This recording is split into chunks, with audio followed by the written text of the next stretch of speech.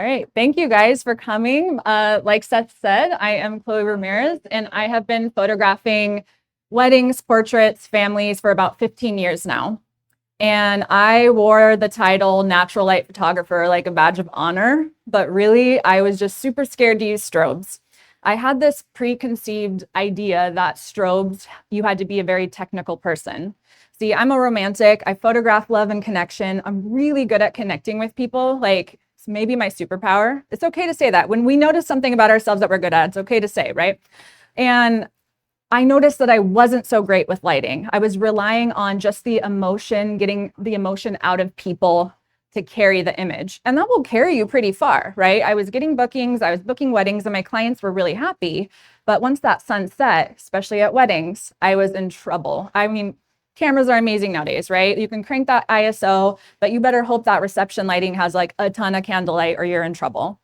So about a few years in, I realized that I really did need to learn artificial light. But did I pick up a flash? No, I was still completely terrified. I really felt like I just did not belong. And part of it is I have ADHD. Is anybody here ADHD? Okay, hi friend. Hello. Yeah, hello. Yeah, I do. I feel like a lot of creatives do. So the way I learn is not like the technical. I learn by doing and I learn by playing. And I would say probably a lot of us are that way. So when I would watch the YouTube videos and hear all the mumbo jumbo, I was just like, I don't get it. This is not for me. But I've always really enjoyed like dark and moody images with a like nice high contrast. So I was like, I'm going to challenge myself, Chloe. I'm going to challenge myself to only use available light no matter the time of day, right? Because light is light. It just, the intensity changes, right? I could use a flashlight and add some sort of modifier to it, and then bam, we're in action. You can really get pretty scrappy with it. So the image here on the screen is an engagement session. And I was using strobes at this point. This was only a few years ago, and they both needed to change into formal wear. And so there was a bar across the street. I'm like, let's go in and ask them. We'll buy you guys a drink. They were a little bit nervous. And we saw the photo booth. And I'm like, oh man, we got to try and use that, right? So I put them in the photo booth, and there is not a lot of light unless you're completely facing the direction where the flash comes on, right? When it's time to take the photo. So I had my phone. I just propped it up in there, had the flashlight on it, and that was great. But it was like this. They're posed over here. So there's a huge shadow on her. So I had to pose them in a way to make sure that her head was back catching that light. You can use any sort of available light like this. I use the 35 with this so I can include the photo booth and the get loose sign. I felt like it really added to the image there. And it feels fun. Like it feels like they're young and carefree, about to get married. So this was pretty early on in my career of teaching. I was a new baby educator in the industry, and I had a live class of 12 people, and that felt like so intimate. I don't know what it is, like speaking to bigger amounts of people, you can just like look over their heads. When it's 12 people, you're like, oh my gosh, they're looking at me. And we were in a tiny little hotel room because I was teaching how to get like in-home photos, okay? And we were running through everything, and it was not the cutest hotel room you've ever seen. All right, it was not cute, I'm not gonna lie. So I was really trying to be creative with the lighting.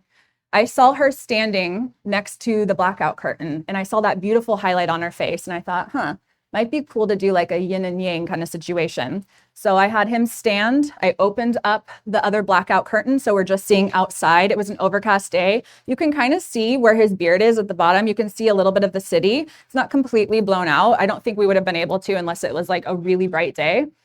All I did is I kind of got their faces pretty close together, and I exposed for that highlight on her face, we turned off all the lights inside, causing him to go silhouetted.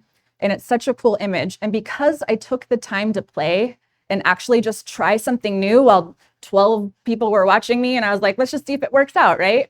I'm able to do things like this with strobes and flash and with natural light at my paying shoots. So the one on the left with the smoke, all that is a strobe high up, pointed down. I think we might have had like no, we didn't. I think it was bare bulb actually. And we had a CTO filter. I'm gonna get that wrong. And I had them come in, and we didn't have the smoke at first. I felt like that added a little atmosphere, a little something extra. And I was able to get that photo. And then on the right, it's that same, I'm gonna flip back here. It's this, except for they're both on the blackout curtain. So you can really just experiment and play and try new things. This was a really happy accident. And man, when I say I'm not a technical person, believe me, like Seth believes me, believe me. So I bought a projector and I had this great idea. I took all these cool images and I'm like, I'm gonna project city scenes on their bodies and it's gonna be so cool. And I was mentoring 2 photographers, okay? And this was the last setup. It wasn't the main mentoring session, right? And I was like hyping it up all day. I'm like, yeah, we're gonna do this really cool thing. And I was like so excited. Make sure you read the manual and learn how to use your equipment before trying it for the very first time. So for some reason, I could not get it off the menu screen. You know, the menu screen that like never quite hits the corner, like ever. Yeah, that's what was going on. And I was a little panicked at that point, you know, especially 12 people going down to 2 people staring at you. Like, what are we doing here? And I'm like, you guys, like, this is going to happen sometimes. Not if you check your gear and try it, but like, you know, for teaching purposes, it's going to happen sometimes. So all I did is I flipped it around because it's just a light source, right? You can use any light source. I just flipped it around. You can see there's variation in the color. There's like a little gold. That was probably the menu part that was bouncing around. The background was blue. I just took a little smoke, sprayed it in the air, and we were able to get this beautiful photo. People ask about this pose. I know this is a lighting class, but I'll tell you about the pose. He's just sitting on the edge of a bed and she's just putting, like she's straddling him. And with a silhouette, you want to be very careful not to like smush them too close. I love romantic images, and this can be just as romantic without them touching, right? It's all about the attitude. So all I told him is to look up at her adoringly, which he did. She looked down at him, and then we included that little twist, or it might have been a braid, hanging down just to give it a little context. Because my happy little accident, I was able to do this at a class with about 50 people with strobe and a gel. I mean, light is light. You can use anything and everything, okay? That's my daughter. Isn't she cute? She's so cute. I'm going to show you my gear list. It's not exactly what I'm using today because I have my travel stuff. Eric from Profoto was so gracious to let me borrow some stuff today, which is amazing. So I'm going to show you what I normally have because as a student myself, we're always learning, right? I like to see what people are using. It's helpful for me. So I have a lot more cameras and lenses, but that would have been like a couple slides too many. It's a problem, an addiction that I have. These are my favorites. So today I'm shooting with the Z8 and the Nikon Z35 1.2S. It is amazing. Let me tell you, it is very amazing. Giselle was on the campaign for that. She was, you guys should go look at it. Yeah, she deserves a round of applause. When they told me I was getting Giselle, I was like, I was so excited. I was like, I was a little nervous. Not a singer. She was playing a singer, like the most emotive, amazing model. So we're really happy to have her today. And then my main workhorse is my Z9. That's my travel guy. It's big, but I mean, it's a beast for a reason. It's amazing. My 85 usually lives on the Z8, so it's not too heavy. Z9 with that 85 is heavy. And if you're shooting a wedding, man, it's gonna tip over. All right, these are the strobes that I personally use. I have a few of each. So the B10X, do we have that? I don't think we have that. We do somewhere. Yeah, it's about this big. About the size of a pint is what they say. So really portable, really easy to use. Has a really strong modeling light. So if you switch between video and stills, that's your guy. My favorite, because I travel so much for work, is my Profoto A2. This right here, this is how big it is. It's the size of like a soda can. It's so tiny, it's so light, it's amazing. And then my A10, that goes directly on my camera. You can also use it off camera as well. I love softboxes. I'm a softbox girl. These are the ones I have. I have the Profoto Softbox 3x4 Silver, Profoto Softbox 3 Octa White, which we have the silver, but it looks exactly like this. It's great. And then the Click Softbox 1x3. So these go on the A2s and they're magnetic. So it's a pretty strong magnet, actually. I couldn't even get it off. So you just pop it on. So if you shoot on location, it's such a nice setup. And then the Profoto Click Softbox 2.7, I'm like a run and gun girl. Like I'll just get an idea. I'm like, we should go. And then I'll have my assistant with the softbox and we're like literally running, you know? Yeah, it's chaos. It's chaos, organized chaos. These are all my favorite click. So that goes on the A2s and the A10s. These are my favorite light shaping tools for the click. We're going to use, not all of them today, we'll use the click Magnum reflector. Eric, how many stops does that give? Do you know? It's 1.7, so that's actually so much. Let's say 2. I would say, yeah, that's incredible, actually. Yeah, that's just going to give you a lot more output. It's going to be a lot brighter. I think I don't know, it feels a little more dramatic to me. It's like a silver on the inside. It's really good light. It also has a grid here. Let me show you too. It has a grid that pops on and off. So if you want just like a more narrow beam of light, I'm a control freak. Like I want it to be exactly how I see in my head. So I often put this on here. And then we're probably going to use this snoot as well. This, you just pop on there, it's magnetic, and it just shoots like a beam of light. Going back to that photo of my daughter, we'll just kind of break it down. That backlight is the Magnum reflector, no grid on it, little atmosphere. And then this, if we were looking at Giselle and she was here, if she's turning this way, it's just like that, okay? That's all it is. And it gives it kind of like that old Hollywood feel, which I really like. I keep looking at you in the front because you're so affirming. He's like, yeah, high five. Yes, thank you so much. I'll be staring at you all night. That's so funny. Okay, perfect. So let's get this going on Lightroom here.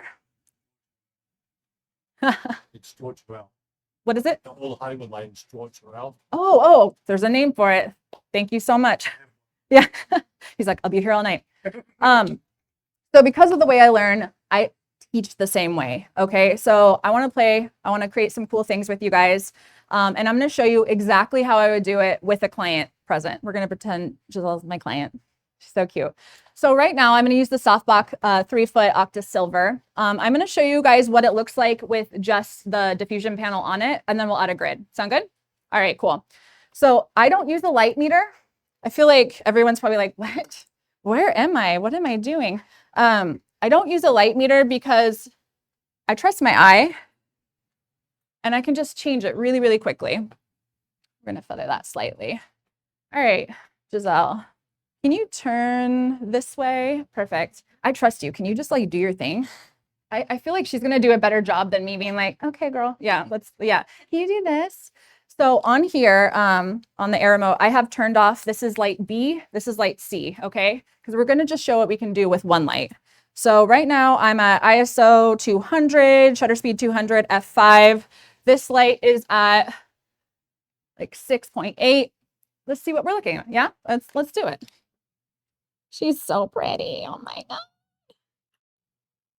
All right, there's way too much light. Do we see it? Wow, we need to turn it so much down. So we're going to do that. I'm actually going to put it at half power. Let's try that. Much better, right? We can see her features. We can see her pores. I am not the kind of photographer that's going to smooth out every single little pore. We don't like it. I do feel like it's slightly dark. What do we think? Yeah? Hey, fam, you're going to be a fam today. Hey, fam, what do we think? I want it up slightly higher, pointed down as well, so I get a little more shadow under her chin, okay? So we are going to turn this guy down. We might not need to get it a little closer to her too. How's that looking? Yeah. All right. Gorgeous. I love that. So just do it. Okay. Do you see how her skin is popping now? We can see the detail on her so much better. Okay. We love the eyebrow raise. She did apparently I do that sometimes and they're like, oh, I'm like, oh, I didn't know I did that. That's great. Let's put a grid on this just to show you how we can even direct the light even more. Luckily right now, I mean, you can kind of see it a little bit. You can kind of see the background, but it is a black background, right? If I had a white or a gray one, you would really be able to see like the background a little bit more. I like dark and moody, so I picked black. I don't want to have to keep changing it all night, but let's throw a grid on here. So these soft grids are great. They're just going to direct the light where you want it to go. He's like, please don't. Yeah. Yes. Joe. See that National Theater, Joe McNally. Well, if Joe McNally can do it, then I can. So this is pretty easy. It just goes on like Velcro. I'm going to go ahead and Velcro it up pretty quickly. I love grids because it gives me a little bit more control.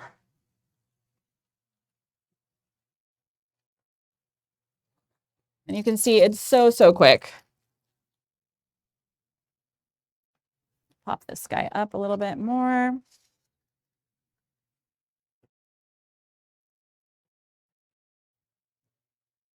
Great.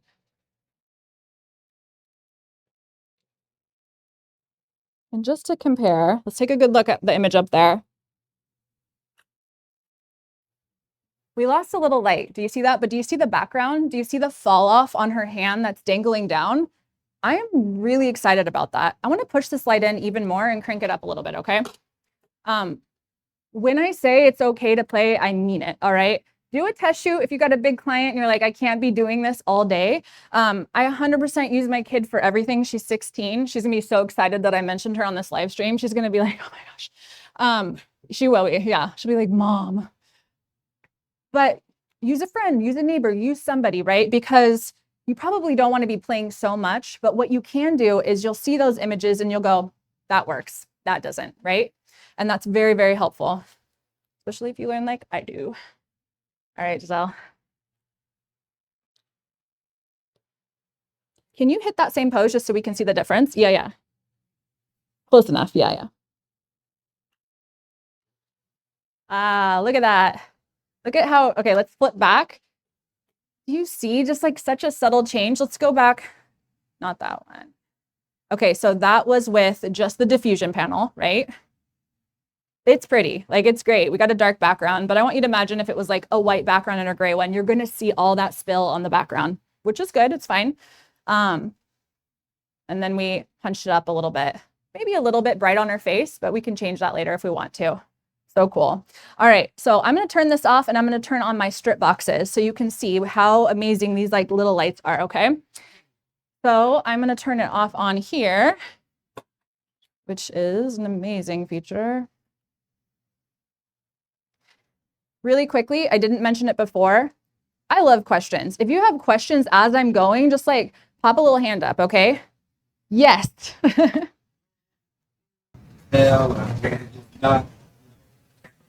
Yes. Okay, so he's asking about hotspots on the face. Like, what's the best method for that? It would be quickly just changing the output of your light, okay? So it's a quick switch on here. You could go manually over, just switch it. Takes 2 seconds. To me, on her forehead there, it does look a little hot. I would just quickly switch just the output of the light. You could even change your aperture too if you're like really pressed for time, just like, yep. But let's say you didn't notice, okay? You're shooting, you're having the time of your life. You didn't notice that hot spot. Pull it into Lightroom, pull it into Photoshop, doctor it up a little bit. You shooting raw? You're fine. You're good to go. Yeah.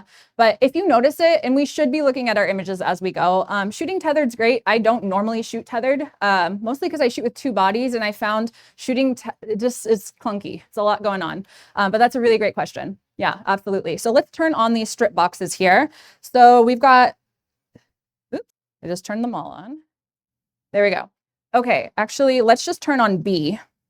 Okay, so I have B on there. I'm gonna pull this grid off.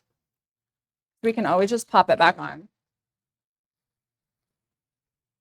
I found with these like little strip boxes, sometimes you don't even need the grid. Sometimes. You can always feather it. Put this back here. Okay, so I want this light slightly behind her, okay? So I'm gonna have you aim just to be, do you wanna stand for a little bit? Okay. Let's move, yeah, thanks, Giselle. So I wanna have this, perfect. How tall are you? 5'6", okay. I might turn it down a little bit more. Let's go like this. Oh. It wants to be there forever. That's where it wants to be. That's just laughing at me. Perfect. Scooch this way. No, you're fine. You're fine. Turn this way. Okay, cool. Can you hit like a kind of like dramatic pose? We're not going to see your face at all. It's going to be just highlighting the edge. Okay. I think so. Yeah, I think that's going to be cool. So communicate with your models, right? If you have a model or just a person who's not a model, say like, this is your light source, and keep looking this way. Tell them exactly what to do. I love working with professional models because you can just be like, and they're like, yeah, I got it, and she's obviously amazing. But clue them into the process, okay? The best way to make people comfortable is just to sit there and chat with them. Don't be a weirdo. Like open your mouth, say, like compliment them, talk to them, right? We met like 5 seconds ago and we're already like talking about each other's outfits and whatnot and the weather, and it just gets people feeling comfortable, okay? I think as photographers, we find that if we don't move from pose to lighting setup to lighting setup, that like somehow they're gonna find out that we don't know what we're doing. We don't. We're artists. We're playing, right? It's okay. Take your time. Talk to them. All right, Giselle, go ahead and hit that pose. I'm already obsessed with her. We're all obsessed with you. I'm trying not to. She wants to laugh. Oh my gosh, look at that. I love that so much. Okay, already I feel like let me look at this on my screen a little bit. I want a little light on her hair. I want this other light on, right? This is cool. Like, I feel like this would make a really cool black and white, right? Really cool directional lighting. So let's turn on that one. I'm also going to take the grid off. I feel like we don't need it. Poor Eric from Profoto put all these grids on for me, and I'm just like, we're not using them. Not today. He's like, I can't work with Chloe anymore. Okay, I'm gonna punch this in a little closer. You can go to the same side. Yeah, that's fine. Basically, I just want this to be a hair light and then lighting her shoulder on this side, okay? Like, how did I get over here? Let's find my way.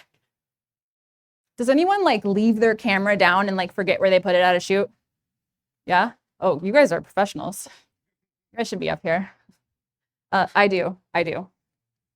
Constantly. I love that, Giselle. Go ahead and close the eyes too. Oh yeah, that's gorgeous. Let's take a look. Go ahead and straighten the shoulders for this one. Let's see. Yes, there we go. I love how she's tilting her chin up there. Let's take a peek. Lovely. Okay, now we can see a little more detail, right? We got detail on her shoulder, on her skirt. We can see her outfit. I love being able to see her neckline as well. She's a beautiful long neck. So stunning. Awesome. All right. I'm going to switch these modifiers out because I think it'd be fun to show you guys the reflector. Yes, you have a question. Do that one. Next, one more shot. Oh, do you want? Yeah. Please. Yes. I love this guy. Yeah. See? Yes. You absolutely can have that one. He's like, I'm just curious now. Walter's a plant. Don't. Is he a plant? Yeah, he's a plant. Is that why he's like very affirming and wonderful? Okay. Oh, good. I'm glad you're here. Thanks for coming. Gorgeous. Do you see how professional is? She knew to look over here because she knows her main light source. Can I just keep you? She's like, sure. Let's do one more. Let's get that power up a little bit. Turn towards me. Yes, like straight on. Hit some sort of pose some way, somehow, Giselle. Yes. See, if I would never know to pose her like that. Look how pretty. Nice and filled in. You could crank this up. Do we have the grid on? Yeah, like I like it, but I feel like I like the drama a little more. Yeah. He wants me to lower the power on this one. Oh, from this way as a fill. Okay. Yes. I got you, my man. All right. Turn this way. What's your name again? Seth. That's not Seth. I know who Seth is. That's Walter. This is Walter. Walter's my friend.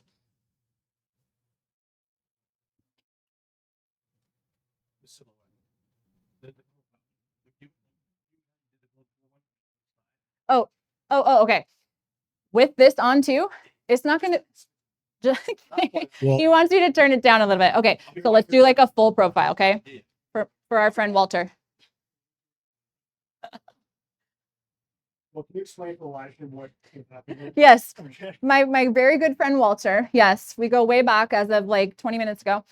He wants me to turn my main down. Well, first he wanted to see what it looked like on, right? And then he wanted, and we're keeping these at the same power, the Click Softbox 1.3s, just to see what kind of fill we can get on her. Yes.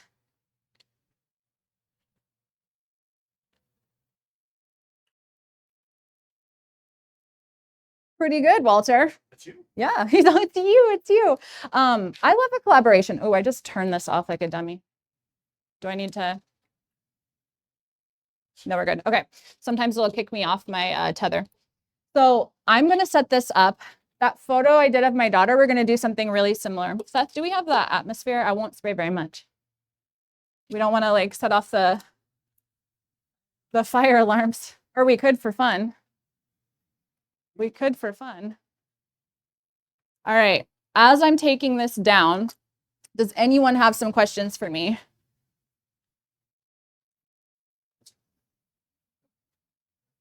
Does anyone just want to say anything nice to me? For all you people in the chat, Chloe is getting paid in likes. So you guys have to smash likes so that she feels affirmed in her existence. Also hit subscribe, you know, might help out. The only subscriber I have is Walter over here. Walter's the art director. My wife told, Walter said his wife told him to be quiet. Yeah, she's watching. She's like, oh, Walter. Walter's wife, we love Walter. Don't you worry. I actually love a collaborative crowd, so let's go. Look great. Yeah, I sure do. He knows. All right. So basically, we're going to get this up nice and high. We're going to point it like a little bit down like this, okay? And I want to include it in the frame. I want it to feel like a stage light.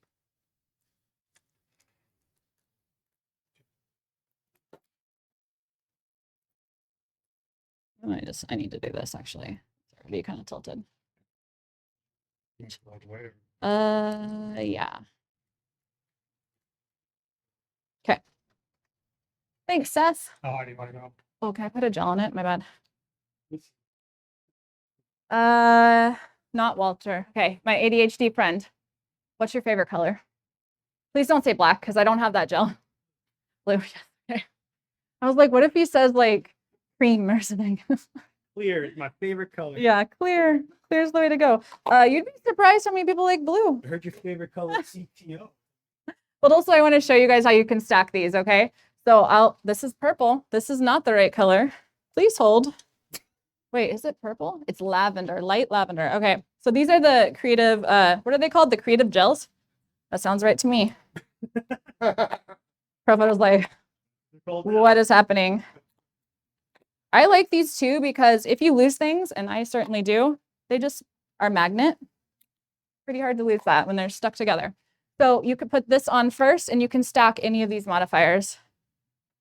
Probably not a softbox over that. Probably wouldn't work that well. Okay, so we're gonna get this up nice and high. So I'm gonna have you come forward a little bit. So remember, I want this light to be included in the frame. Oh. You come over here. Tell me where you want it. Okay, I want it up, pointed down at her. So it's going to be in the frame. I got a 35, so we can go up a little higher. Pointed down slightly, just to, yeah. No, that feels good. Yeah. Cool. I am going to scooch it in, just so it's the backdrop.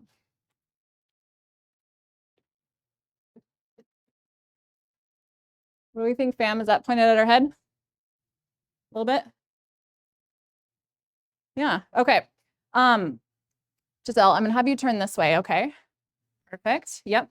And I'm gonna turn off the other lights so we can see what this is doing.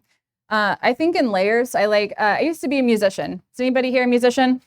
Be recorded before? Okay, the recording process is like very much like creating anything with strobes. You add layers, you add vocals, you add drums, and then you listen to it. And then once you record, you can't ever listen to music the same. It's a nightmare. I'm like, I kind of wish I never did that. But it's pretty cool. And that's how I think of lighting as well. So that is light B. I'm gonna turn off light A from my remote over here, and C, we don't need them. if C will let me turn it off. It did. Perfect. And I'm going to punch up this power just a little bit. All right, Giselle. Now that I'm looking at you, it's me, not you. We're going to go this way.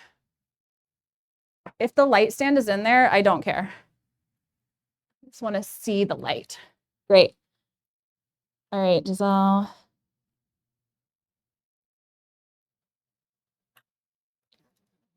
Perfect. All right, turn your face this way. We are going to crank up that light even more. And I just want to show you the layers we're going to create here, okay? And then let me go.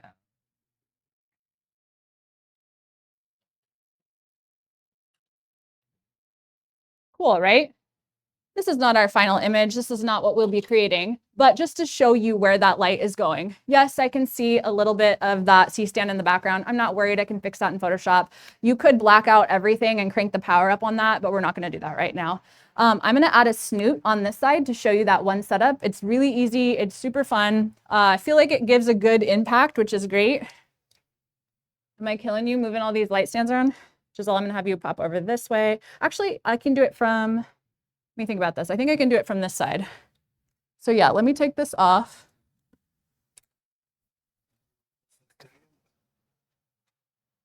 Yeah, I do. Yeah. See, he's like, why do we have Chloe out here? I know. I'll lay this right here. Any questions while Seth is being amazing? You guys are great. Yep. Yeah, it's my only choice. So his question was, what's your first choice for a camera company? I've only ever used Nikon. Did not want to be a photographer at all. My mom was like, you should really be a photographer, Chloe. And I was like, I'm going to be a rock star, Mom. Like, that's the plan. It was not the plan. So regardless, she gifted me at my high school graduation a Nikon D50, and she like looked me like dead in the eye and goes, the guy at the camera store said it's a nice brand. And I was like, okay. And man, I had the 18 to 55 kit lens on there, which the not fixed aperture was driving me crazy for a while. And plus I'm a like prime girl, zooms do nothing for me. And I just hit the ground running. I was photographing anybody, everybody, cats, dogs, you know, bat mitzvahs. Actually did one the other day still. And it was just like an addiction. Nikon was literally chosen for me by my mom. Thanks, Mom. It's a great question. Oh, thanks, Seth. You even put it on the thing. All right, I'm gonna move it this way. What a guy. All right.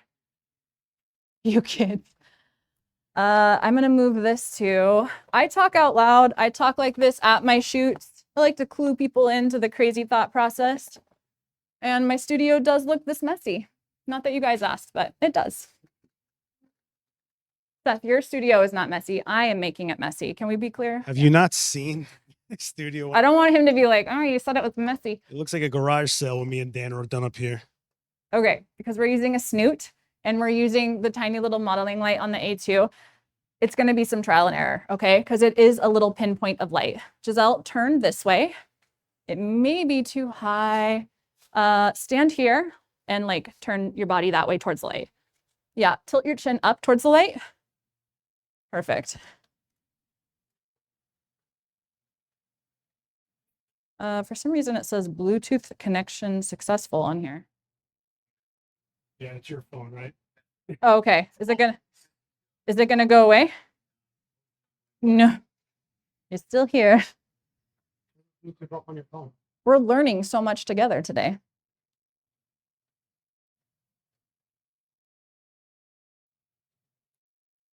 Try that. I'm gonna turn it off on the phone. Okay. Yeah. Perfect. I'm gonna turn the power up on the snoot. All right, Giselle, yep, no, you're good.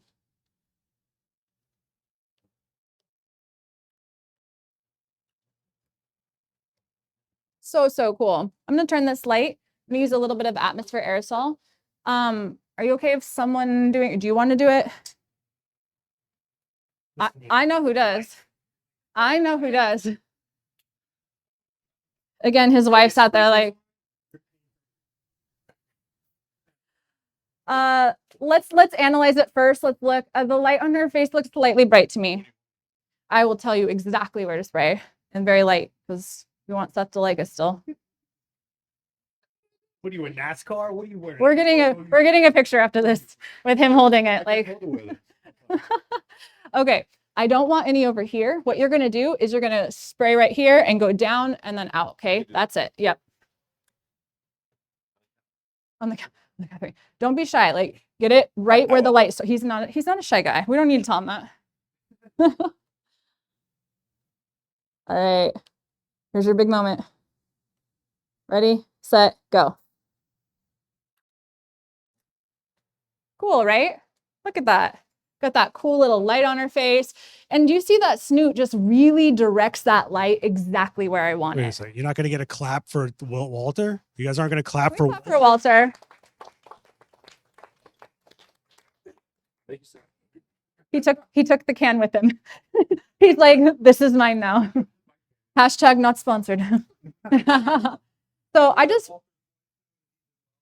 yeah. Yeah, let my Well- wife know because she's chastised me on my. Walter's wife. I'm gonna look at a camera. Walter's wife, we love you. There's a question in the chat that would actually set up the smoke alarm. The thing is that this is an old building, and I'm not sure what will set up what. So instead of questioning if it will or not, how about we don't, right? So that's my thing. Phil's right. I did not set up the alarm. I did not set up the alarm. Yeah, I also use the Smoke Ninja Pro, which is like vapor basically. I like that personally because I can travel with it. Put it right through security, no problem. My gear stays with me. Every light, every stand. I'm like, not the stands, they're fine. But everything stays with me. It's nice and compact. But like Seth said, we're not going to test that on a live stream. Not today. Not today. All right, so I want to do a full silhouette right now. Let's keep this Magnum on. Walter, what's your favorite color? I'm glad you didn't say blue. I might have red. I might have magenta. That's fine. We can. Your beard used to be red? I'm 60. I'm 60. He said, I'm 60. My beard used to be red. That's funny. But in ginger, that's like 33. And ginger. That's good. You guys have got to come live. For the people watching that are local, it's an absolute fun vibe here. I'm gonna do it without a grid. So where's my little grid? I have it here. So you can just pop these on the A2. You can stack them the same. I'm gonna show you what it looks like without the grid. Someone who isn't Walter, would somebody like to do the little spray? And again, we got to do a little bit. They both picked each other. That was really cute. I'm a romantic. I like it. All right. Seth, don't kill me. Actually, I was thinking I might need a littler stand, but Drop the arm. I want smaller because she's petite. Any questions while Seth's doing the most for me? You guys are great. Is it like thunder, lightning outside? Yeah, I have a flight to catch after this. I'm really hoping it's not like a 5-hour delay. Yeah, especially since my hotel did not, like, I paid for an extra day and they were like, nah, you were here long enough. We're still gonna charge you. Okay, let's put this directly behind her. It might look a little hellish since it's red. But I mean, let's try it out. Yeah. So, okay, we've got C on. I'm the queen of accidentally leaving a light on and then going, why does it look like that? And trying to troubleshoot it later. Yes, I would like to put the modeling light on. Bingo. Not technical, not me. Oh yeah, look at that. Very cool. There's a little perfect. I'm gonna quickly turn this off for 1 second. I'm gonna just get the exposure how I want it. So it should be fairly blocked out is the goal. Yep, perfect. Giselle, this is gonna be a full silhouette, so just pick a side that you like. She's like, all my sides are good. Yeah, that's the great side. Okay, you're gonna stand directly in front of that light. Perfect, keep going, love it. Hi, what's your name? Lacey? Daisy. Daisy, oh wow, I said that very wrong. Daisy, what you're gonna do is you're gonna spray it here. Don't do too much, kind of go light, but this like in a circle. Does that make sense? Okay. You know what, just spray it in a circle twice and then, yep. When? You got this.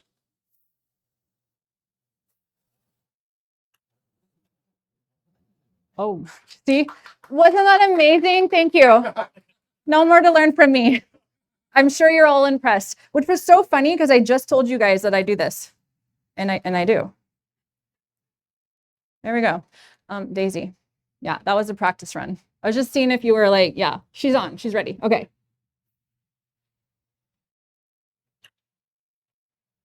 Cool, right? Is she like a villain? No, she's a French. Let's do it one more. I don't feel like I grabbed focus. Let's go ahead and do it again. Stranger Things promo. Yes. I like it even better. You know why I like it is because she concentrated that like spray can right here. And so we could see the details in her face. Walter, our friend Walter said, much better than Walter. We love you, Walter. Be nice to yourself. Thank you. I also want to show you what we can do with this and adding a softbox in, okay? So turn this way this time, Giselle, that way we don't have to move or have Seth move all of the, like I said, he's absolutely doing the most. And we love him for it. All right, this one's going this way. And that is okay, perfect. This will be our last lighting setup. So if you guys have any questions for me, again, I have to catch a flight. I would like to stay here all evening with you guys, but I have kids. They need She lives me. a block away. She's lying. She just doesn't want to hang out with you. I'm local. You can tell from the way she talks, she's West Coast, clearly. Okay. Yeah. The guy that was checking me into my hotel was like, "Are you from California?" I was like, "Whoa, was it really showing?" My bad. My bad. All right, I have this at half power. I'm obsessed with Giselle. I'm just a Giselle fangirl here. Okay, we need that much brighter, and we need Daisy up here again. Go Daisy, go Daisy. Okay. Yeah, just do a little circle. Wait, before you do that, really quick, let's just test the light. Oh, it's cool. So aim to have it more like a big circle so we can really catch the yes. Perfect. Cool, right? So we can see the details. We could even bring this more to the side. You could use the snoot again with this setup. Literally just figure out what kind of light you want. Do you want it to be soft, hard? We could have pulled the grid off here if you wanted it even softer. We could have punched it in really close to get it even softer. Sky's the limit. Thank you so much, Daisy. Thank you so much, Walter. Yeah, we're gonna get a selfie with the three of us for sure. I just wanna give a big thank you to Seth for running this. Everything here is like his baby. Yeah, so we appreciate him. And we appreciate Giselle so much for coming. She's amazing. Like, please, next time, can we do like a full shoot together? Yeah, we're gonna be friends for life. Yeah. And thank you for everyone that showed up here today. It really means a lot to me. Just having that energy and feedback is so important. We're a community, right? Like, just because someone's teaching in front of you doesn't mean that I'm not still learning, that you're not still learning, right? Like, we're all in this together as a community. And I just want to thank Adorama for having me out today. Anytime I'm over here, it's so great to see you guys. All right, thank you so much.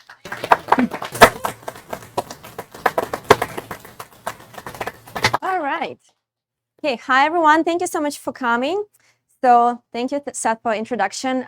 For those of you who doesn't know my work, I'm a fine and conceptual photographer, and I specialize in conceptual female, like surrealistic conceptual female portraiture.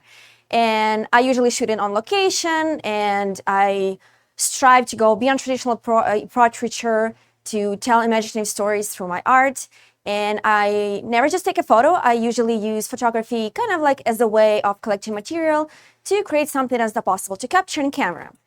And to kind of like create these images, I use setups, props, I go travel to real locations, I build up sets, I use props, installations, costumes, and then of course, Photoshop manipulation is essential in my work to kind of like create these compelling images. And today I want to show you a demo on self-portraiture because I do a lot of self-portraits as well, not just, working with a model. And I'm going to show you how I, from start to finish, how I shoot it, how I approach my process, and how I edit it. So a little bit of history, like why I started doing self-portraiture in the first place, because I haven't done it when I first started photography.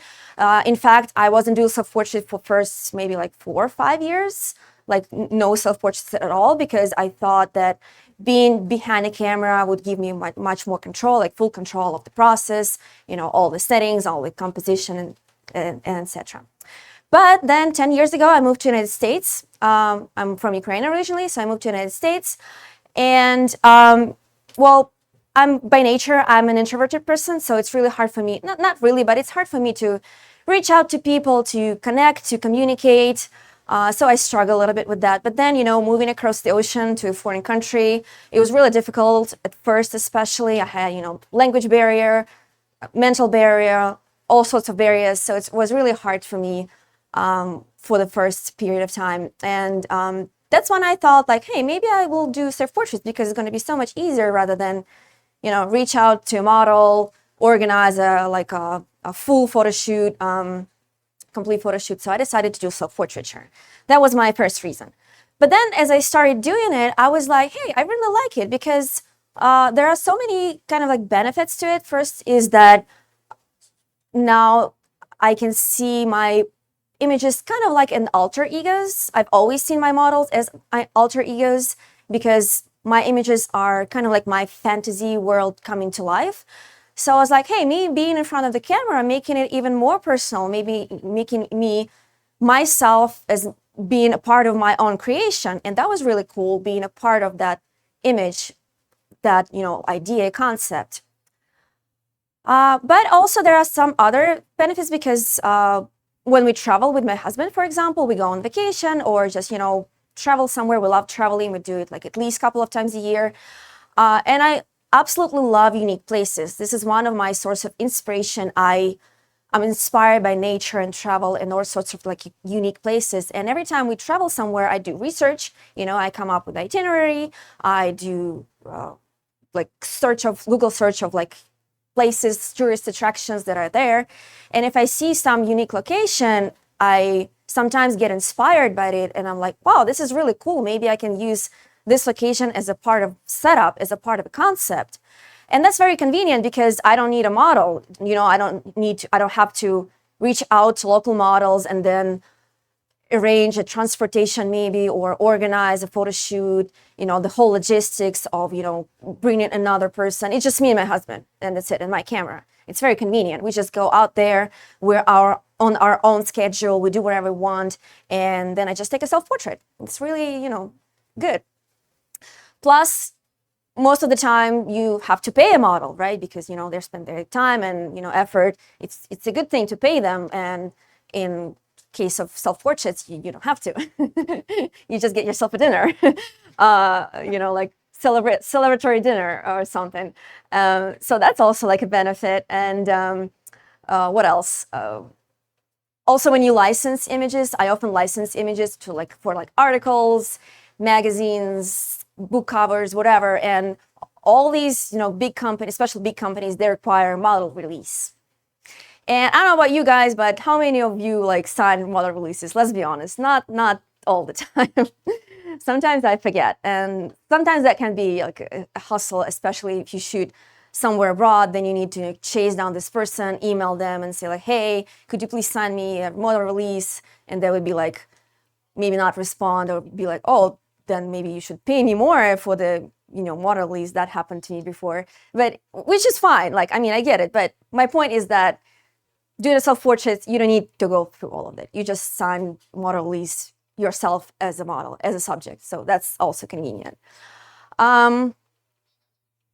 Yeah, and I think that's like my main reasons why I started doing self-portraits. And, you know, being an introvert, using myself as a subject, as, you know, being part of my own creations, and just convenience, just as a part of convenience. Yeah. I guess that's it. As a little story behind. And today I want you to show how I approach self-portraiture. And there are a lot of different ways how you can do self-portraits. One way is to have a friend, or in my case, a spouse, who would do a self-portrait for you, which is, again, very convenient, especially when you travel. I hate carrying gear. I'm a small person. I don't like carrying gear. It's heavy. It's, I try to avoid gear as much as possible. So I try to avoid tripods. They're heavy, they're bulky, I don't like them. So it's really convenient when we're out there on location with my husband. What I do, I imagine the composition, I see this location, I'm like, perfect. So I use him as a test subject, as like a test person in my shot. So I tell him, like, stand right here, and I take a test shot with, like, composition and everything. And then I give him a camera and I show him the shot and I tell him, like, do exactly the same, but with me instead on the same spot. And, he does video, so, he knows what he's doing, about cameras, about composition. So that one of the options that you can do while doing self-portraiture. The other option is, of course, you would need a tripod. If it's just you, nobody's helping you, then, of course, you will need a tripod. And you can use either a remote control, or you can, of course, do a timer. But I don't like timer. I've never used timers because you have to, like, run back and forth. And then it's only, like, I think 10 seconds stops that you can set the timer, which sometimes is not enough, running back and forth, because oftentimes I need to click the shutter, then run back, and then pick up the props or something else. So, 10 seconds is not enough. Or what I usually do, I use my cell phone. So I establish Wi-Fi connection on my camera, and I connect with my cell phone to my camera. And I use it as a remote control. And it's really convenient because first of all, I can change all the settings on my phone. I mean, most of the settings. I can change it on my phone. I can set the timer on my phone because, again, when I click the button, I still need a few seconds to, like, put the phone down and, grab something. And I can see the photo. I can see the shot because it's like live view thing going on from my camera to my phone, which is very convenient. I guess there's the question. Someone in the chat's asking, they see you using a constant light for this. Do you use that for self-portraits mostly, or strobe? Well, to be honest, I'm a natural light photographer. So because I mostly shoot on location, I work with natural light, and I set up my shoot during the end of the day, during the sunset, or when it's overcast. And I would maybe use a reflector, or if it's very dark, sometimes that happened to me, like maybe I'm in the woods and it's really dark, I would use a strobe, but I prefer continuous light. To be honest, I'm not that good with working with light. And for my type of photography, it doesn't really require light. I usually use, like, very simple setup, one light, 45 degrees, if it's dark, just for the purpose of lighting up the set. Or I would use a light kind of like a part of a setup, if it makes sense. Like, I would use it kind of like as a prop. I would use a light. So I remember I have an image where I used a plastic sphere, like a globe, which is an actual light modifier for 360 degrees light to shoot interiors. So I use it as a prop. I put a strobe inside of it, and I flashed, and then I converted it into a moon. So that's what I mean when I use.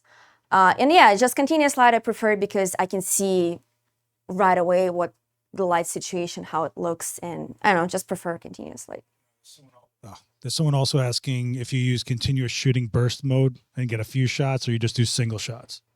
I normally do single shots. Using the phone is really convenient because, there's no movement. So I don't need like a series of multiple shots. I take a pose and I do the click, and then I take a look, and that's pretty much it. I guess I answered the question. All right. No more questions for now? Okay, I think we're good. So I've already in my dress prepared for the shoot. So I usually, if the outfit, if the styling is not a part of the concept, I usually opt for timeless, vintage inspired pieces because, we want our photography to be timeless. We don't want to use modern clothes as like graphic t-shirts because, you never know. It looks cool now, but maybe in 5-10 years, it will look old-fashioned, outdated, and it will look, cringy. We don't want that. So I always opt for timeless, vintage-inspired pieces. You don't have to be like authentically vintage. You can just get, this is not authentic, this is like from Amazon. But it's vintage inspired. And I always usually opt for like, I avoid busy patterns and bright like busy colors.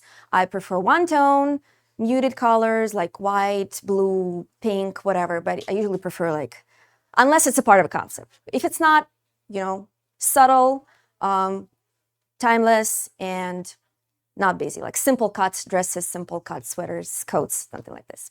So I'm in my dress now, all ready to go. And what I prepared for you today, I have a little concept.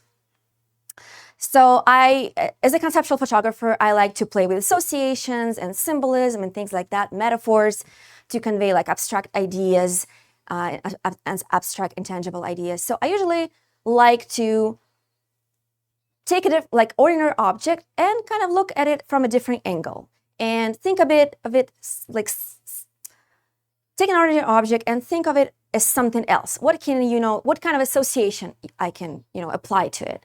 What can I turn it into to create this kind of like surrealistic, you know, image? So, so what I did today, I thought, well, maybe I can, because it's very simple setup, we have like a seamless backdrop. So I really want to concentrate the attention to the prop.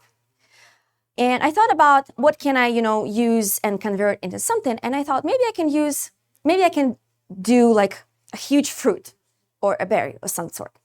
And I'm a strong advocate for using real props as much as possible and shooting on set as much as possible. Because first of all, props, even if they're like simple, just, you know, the shape or a color, like simple stand-ins for something, they are really helpful for further compositing because they give you natural interaction. For example, if a model holding something, it creates a natural interaction, like hand position and placement, instead of like, you know, hogging the air, which could make like arm positioning weird and not natural, not realistic. And the prop would give you like a natural, you know, interaction. Plus, props create natural shadows and highlights, which are also can be really tricky and hard to imitate during compositing, especially when you're using stock images. It's really hard, you know, to find the right stock image that would perfectly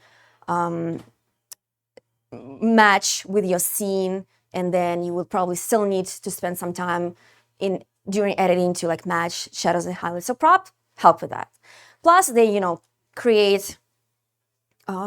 If it's colored, you create color casts and things like that. So let me show you what I mean. So my idea today was to create a giant blueberry. And I was thinking like blueberry is, you know, it's a sphere, it's round shaped and it's blue. So what I can use, I guess I could probably build a fake prop blueberry out of a papier-mâché or something and, you know, like paint over and create like kind of like, you know, a resemblance. But I'm not that crafty, to be honest. I'm a little too lazy. For me, it's easier to do that in Photoshop.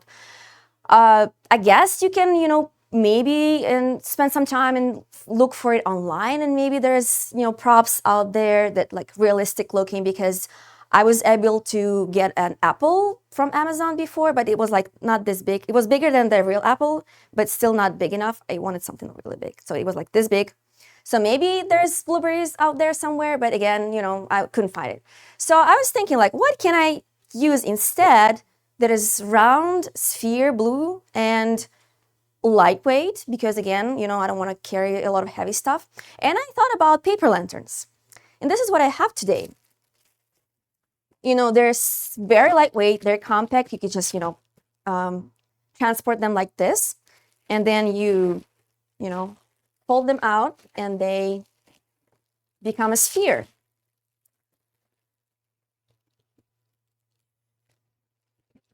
So that's what I'm going to use today.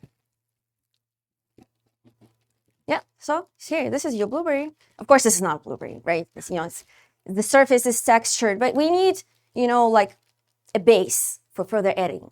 And this is what I'm talking about, because I'm going to be holding like an actual blue sphere. First of all, it's going to create natural interaction, like hand positioning. It's going to create maybe like natural wrinkles on my dress because I'm going to, you know, hold it close to me. Maybe it's because it's blue, maybe it will help with like blue color cast, because colorful objects, they cast the color onto nearby surfaces. And it will create like shadow on my dress, on my arm, things like that. And then in Photoshop, it will be pretty easy, at least for me, to transform it into a blueberry. And I want to go even further with that. Instead of using like maybe a stock photo for that, put your blueberry texture on top, I'm going to be using real blueberries. And I will photograph one of those right here, right now, with the same setup, with the same lighting, with everything. So it will be really easy and pretty seamless for me to do it in Photoshop. Just, take this blueberry, cut it out in Photoshop, just with a simple elliptical marquee tool, put it on top, maybe like mask it a little bit, and that's pretty much it. And this blueberry prop will help me with like my shadowing. If I need to adjust my shadows a little bit, I will be able to see like, okay, I can see that right here might need to be like darker. All right, so that's what I'm going to do. And because I want it to be a little bit more conceptual than just, me standing with a blueberry, I want to use some body paint. Kind of like the juice, like blue juice coming out of the blueberry. So first of all, let me put this down on the floor. First of all, I'm going to put dark navy lipstick on my lips, kind of like maybe I took a bite and I stained my lips with a blueberry, this kind of idea. So I'm going to do this first.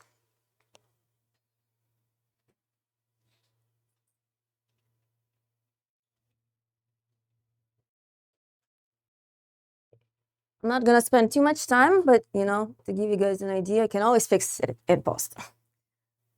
Okay, and it's a little old lipstick, so it's a little dry, but it's okay. Okay, all right, that's good enough. And the other thing I want to do, I want to stain at least one of my hand. And I got the body paint. And right here, I have a little cup. I'm going to pour a little bit of water in there.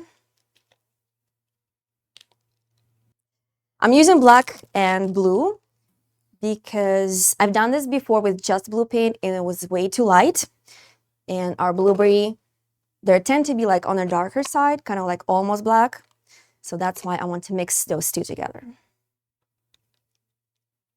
Someone's asking if you used a different color lipstick, how much harder would it be, or a different colored lantern, how much harder would it be to make this happen in post for the blueberry? I mean, it depends on the color. If I aim for like, dark blue, it would be really hard to convert opposite to blue, which is like yellow or red color, into blue. But I could probably go away with like dark green or dark purple. That would be pretty easy to just, shift the hue a little bit, shift the hue. But I would not take like red or yellow because it would be really hard to, Plus it will cast the color on me, which is again, I will need to adjust. But while she's doing that, if you're in this chat, there's like 100 of you, and I bet you're not all subscribed. Anya feels better when you guys subscribe. She gets paid by likes, so make sure you like. And comments. And comment. Yeah, she lives for comments and affirmation, like the rest of her generation. All right. Oh, that's too black. Okay. So the idea is that, I grab this berry. Oops, I made a mess. Oh, but still, it's okay. I have wipes. But the idea is kind of like the juice is dripping down. Okay, it's a little messy, but I have wipes over there. Okay, I'm gonna give it a second to like dry a little bit. All right. Okay. That should be fun to now operate my camera. All right. That's fine. Okay, so now let's set up the camera. Okay, so the camera is on. Now I go to the menu and I choose connect to smart device on my camera and I choose Wi-Fi connection, establish Wi-Fi connection. And then I go and grab my phone. And I choose the app for Nikon. I shoot with Nikon, the Snap Bridge for Nikon.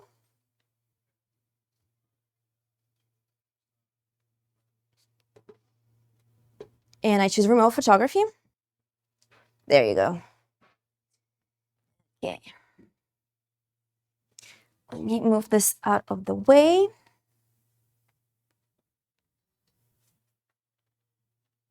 And move this thing a little closer.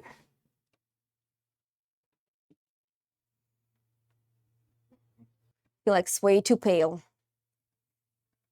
I'm gonna add a little bit of more paint, but less water this time. While you're doing that, someone in the chat's asking, who would your 3 favorite artists be? Who are your inspirations?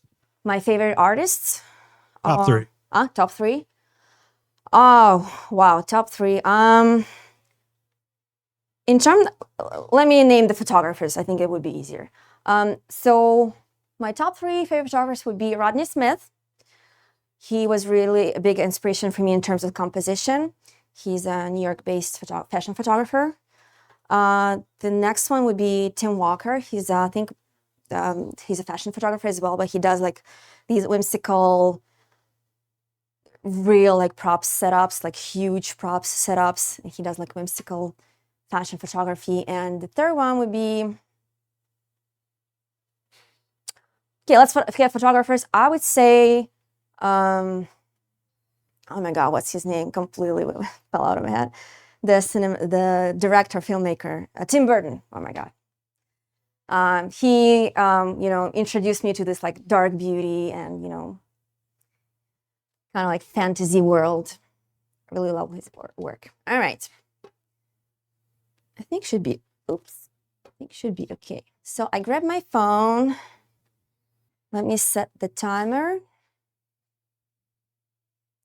Self timer is on. 10 seconds. Now let me do a test shot.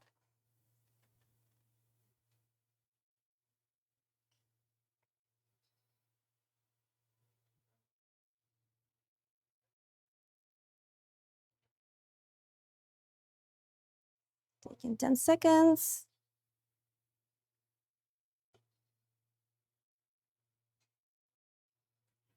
Okay. And let me pull up. Here's my test shot. Okay. Okay, now let's try and do a couple of self-portraits. Double check the timer. Okay. Okay, now I'm gonna grab the prop. Set off the timer.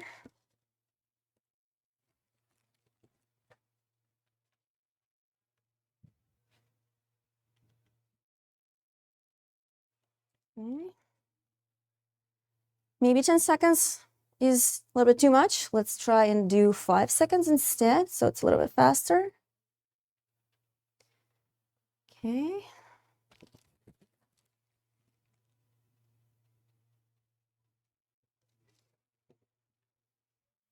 Let's see. Okay, maybe a less evil face. And I don't like that's a little bit way too cropped in the bottom of the frame, so I'll move back a bit.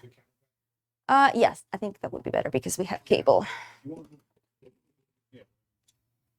Just a bit, To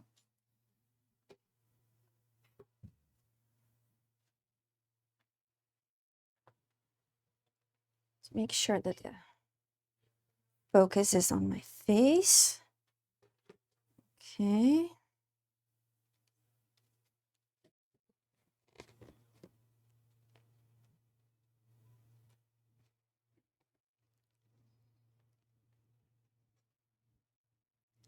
Okay, I like it. I just don't like this arm because you can't really see the paint, so I need to rotate it. Someone's actually asking, is that paint glossy or do you try to get a different type of finish? Hold on. No, it's just wet. When it dries, it's matte. It's just I just use way too much water, but it's not supposed to be glossy. But I mean, hey, it's juice. It's supposed to be, you know, wet.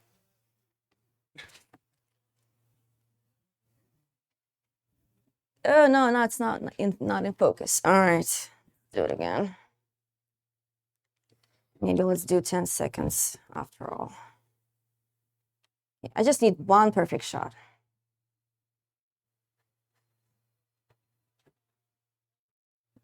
Okay.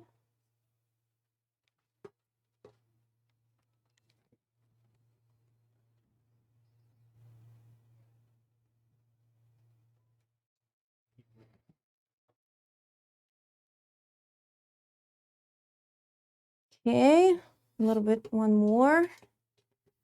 I'm gonna do a couple of more and then I think I'm good. Can we put an Apple box on there so the phone is higher? Yeah, let's do that.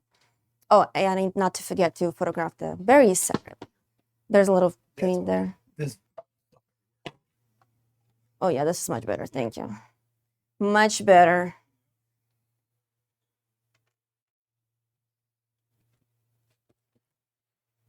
Okay, I can actually see now. Everything good.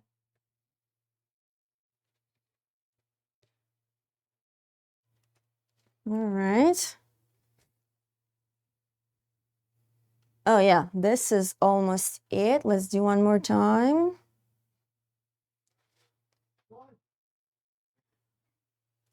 Okay.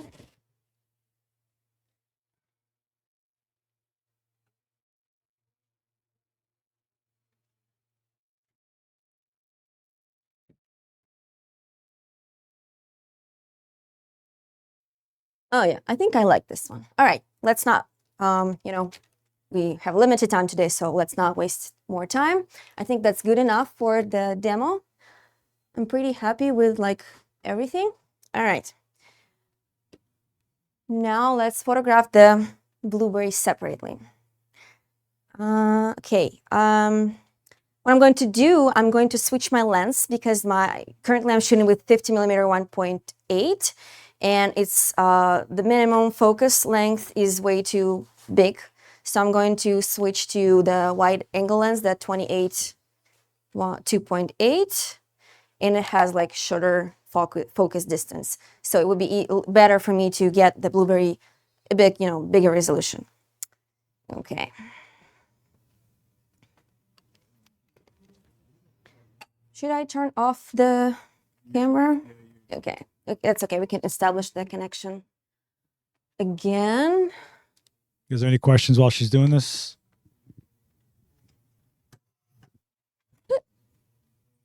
Jesus.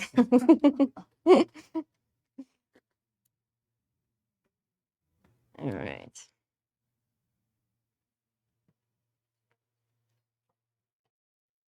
You know what? Let me wipe off the body paint real quick.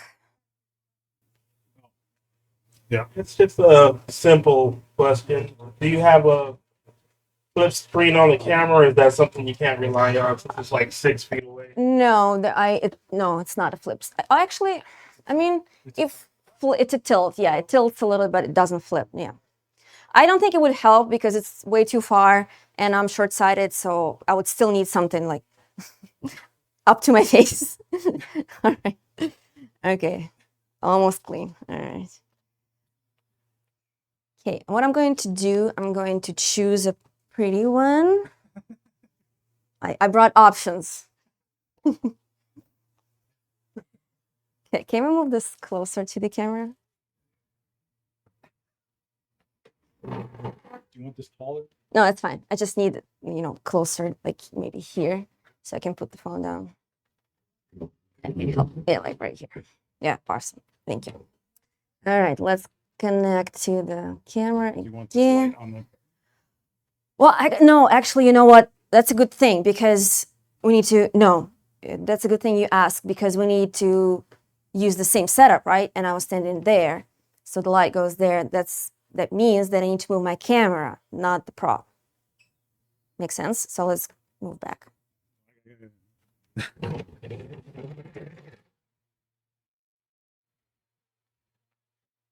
Yeah, this should be good. Yeah, this will help you.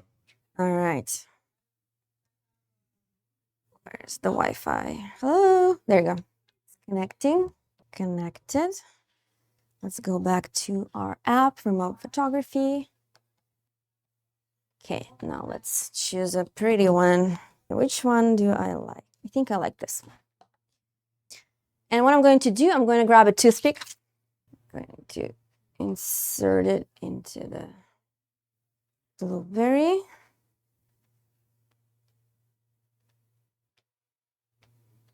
And I'm going to photograph it as close as I can.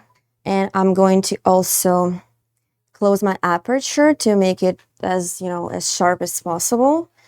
More in focus. Let's try, yeah, a little bit more, please. Okay, and maybe increase ISO.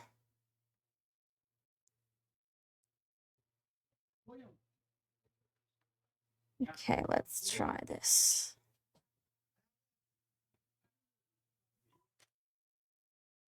Okay, I think this is the closest that I can get.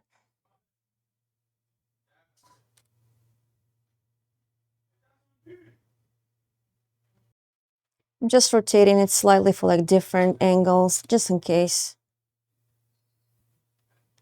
Okay, and it looks something like this.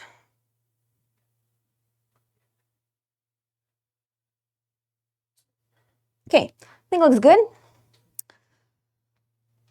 All right, and that's it for the shooting part. So we need to change this set a little bit because now I need to sit down, you know, with my computer. I'm going to upload the photos. While Seth is helping with the setup, let me copy the files to my computer real quick. Any questions maybe while we're doing this? Yeah. When shooting your composite shots, do you find any advantage or disadvantage shooting with a macro lens versus non-macro lens for your details? Or is it you're building a lot more texture and stuff in post-edit? I'm sorry? Oh yeah, so the question is if I'm using macro lens for my composite photography or not, right? Yes, and do you find advantage? If I find an advantage. Well, to be honest, I don't own a macro lens. But I think if you, well, these type of setups are not that often. I don't really shoot like teeny tiny details that often, maybe like pretty rare, like once in a while. So I don't own a macro lens, but if I would be using it frequently, that maybe I would consider purchasing one. But I think for my purposes, that's good enough. I mean, you know, I can blow it up a bit, you know, maybe enhance the details, that's fine. I don't know about you guys, but I can't do editing without pen tablet. Highly recommend if you don't own one and you've never tried. It's funny because, I don't know, every time I do self-portrait for somewhere on location, it's a show every time. I remember one time I was in Iceland with my husband and we went, well, actually there's this photo right there with the plane, this one. So we were there on location, like we hiked to the location, and it's a very famous tourist attraction. If you've never been to Iceland, like it's very famous, like tourist destination, everybody go there. It's like a crashed plane, American crashed plane from the 70s, and it's been since then. Now it's all, you know, decayed and destroyed, but now it's a tourist spot. Okay, let me unplug the memory card. So anyway, we got to location and there's a lot of tourists, a lot of like photographers with like landscape photographers with tripods. Everybody's, you know, wearing like their tourist gear. And then I show up and I start pulling up the huge paper plane out of my backpack and I put my, you know, pilot goggles and a hat and a scarf, and my husband starts taking picture. It was so funny because everybody's like, and they gathered behind my husband and started taking pictures of me as well, which I don't mind. Yeah, usually I don't mind. That's fine. Okay, so the question if all those pictures on my website is me, well, yeah, the top two, no, actually no, this one is not me. But the first two rows, yeah, that's all me. If you see a blue-haired girl, that's most likely me.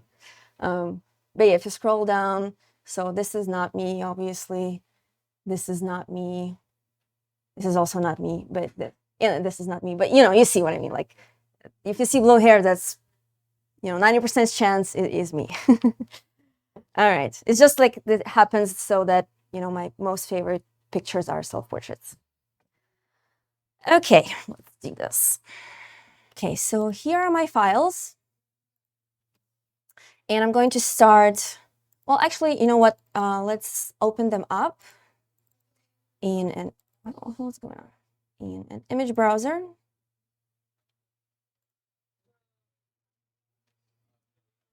There you go. And let's choose the one that I like. I think the last one was pretty good.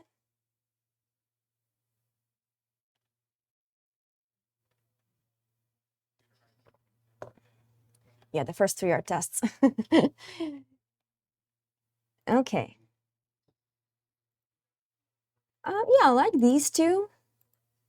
Yeah, this one is, this one is not in focus, so this is definitely not. Not a fan of hand positioning. So these 2 I like. Both of them are good. Let's take this one. This one is fine.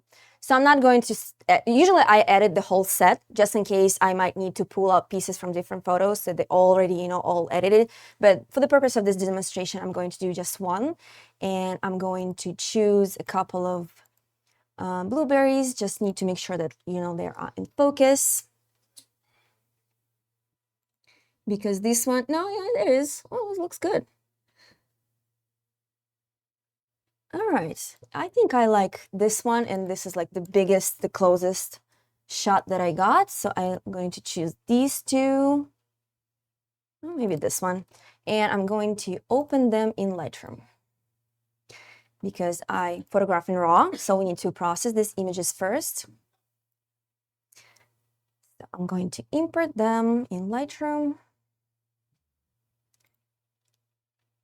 and do some quick edits.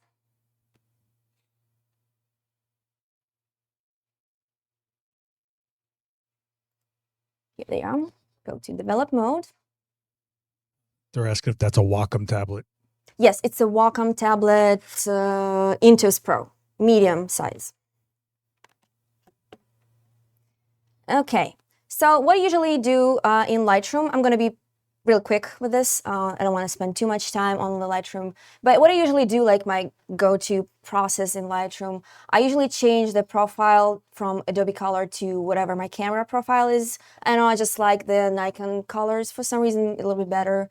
I feel like I tend to gravitate towards less contrast and muted tones, and I feel like Nikon colors are a bit less contrasted. So I go to Portrait. And what I usually do, like the exposure is fine. It's not too dark, not too bright. Maybe, again, I gravitate towards cooler tones. So I will shift the color temperature, make the image cooler. So they're asking why process them in Lightroom instead of Photoshop.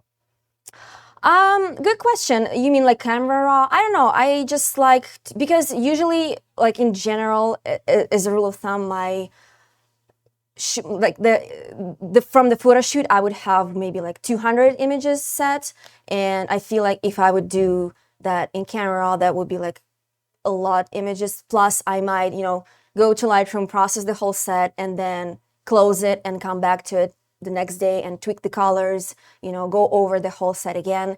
But in Camera Raw, I'm not sure you can do that because Lightroom gives me more flexibility in terms of like working with catalogs and keeping all my photo shoots right there in the system, because oftentimes I would go back to some previous photo shoot and pull up the colors, meaning I would like create a preset based on that photo shoot. So, I can go back and forth all sorts of photo shoots. And if you go to my library, well, okay, it's not my work computer, but on my desktop computer at home, you would see like all the photo shoots for the years with, saved settings. I don't know, I just find it useful. Okay, so what I usually do, I expand my dynamic range by reducing highlights and increasing shadows a bit. Maybe I feel like it's a bit too bright. Something like this is good. And I would crop it. All my work is square. There's no specific reason why, just my personal preference, like artistic choice. So I go to crop tool and choose 1 by 1. Oops, no, 1 by 1. 1 by 1 and crop it to a square. Whites, blacks, everything looks good. I don't need, to increase saturation, nothing like this. So I go straight to tone curve. And in tone curve, again, this is like my signature style of way of editing. I would create 2 points, one for the, oops, go back. One in the shadows, just slightly pull it down, and one for the highlights, with just a little bit of contrast. But then what I would do, I would pull down the white point like this, and pull up the black point for kind of like faded effect. And maybe create one right here to kind of like slightly like flatten and even out the shadows on the face. So something like this. And then I go to color mixer. So the idea is to kind of like keep the image monochrome, meaning I'm keeping all the blues, kind of like one shade of blues. So what I would do, first of all, my hair is a little bit on the green side. So I would go to, first of all, yellows, because a lot of these greenish tones, they live in yellow color, and maybe move its hue. And like see the tips of my hair getting red. Well, I don't need red, but I can just desaturate it like this to kill out some of those greens. Then go to greens and also see, maybe make them cooler, kind of like more tealish green, and again desaturate. The aqua tones, I feel I want it to be slightly more teal, and the blue, same thing. Something like this. I don't have any purples or magentas in my image, but sometimes you see how the like navy blue, it lives in purple oftentimes. So again, I'm going to, and again, if we look at the blueberry, it tends to be darker and more like desaturated. So I'm going to get my prop as close as possible. So I'm going to darken it, and also the blue color. There you go. So it's kind of like easier for me to then put the actual blueberry on top of that. All right, I think it's good. So here's before and after. And then I like to do some color grading. I go to highlights and I tone my highlights into a cool tone. Something like this. I choose blue. Saturation, I think it looks good. Maybe like a little bit more of a blend. Slightly less saturation. Okay, I like it. I like the toning. I won't do any toning for shadows or midtones. I think it looks good. Detail, I skip the detail because I think it's pretty sharp. I don't need like, it looks pretty good to me. Lens correction, maybe enable the profile and choose Nikon camera in here, so it fixes any like lens distortion. And then transform, again, I need transform. I don't need lens blur, so I go to effects and I add a little bit of vignette. And then, oops, and then I go to camera calibration. And in camera calibration, I usually like to shift the hue of the blue channel to the left.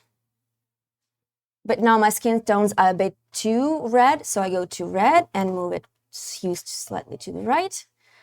I feel like my skin is now way too saturated for my taste, so I reduce the saturation of this channel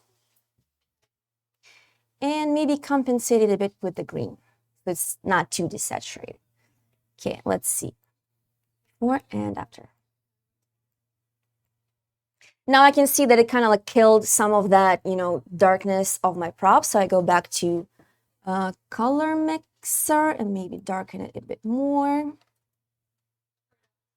Like this. And maybe slightly greener tint. Something like this.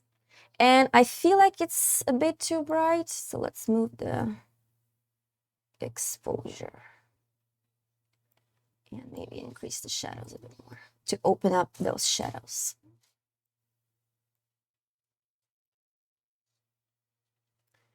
And another thing, again, I don't like my skin tones, so I go to orange, maybe like bright.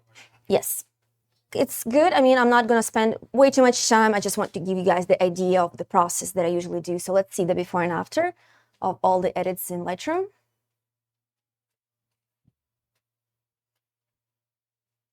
I don't know, maybe I went a bit too far with the shadows, but again, it's just my personal preference to kind of like less contrast, to go with the less contrast, but there's no like Doesn't mean you have to.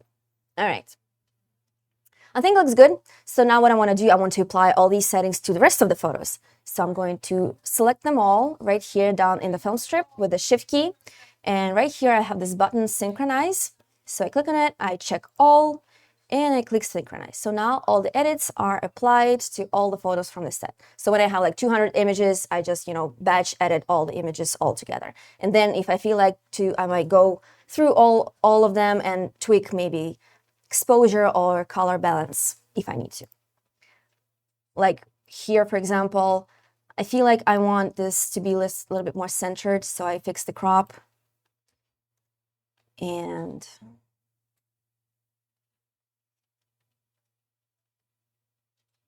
let's go. No, I want it this way. There you go. And click on this. And instead of sync, now I have the previous. So I click previous and it applies all the settings from the previous photo. There you go. Okay, so now I need to export them.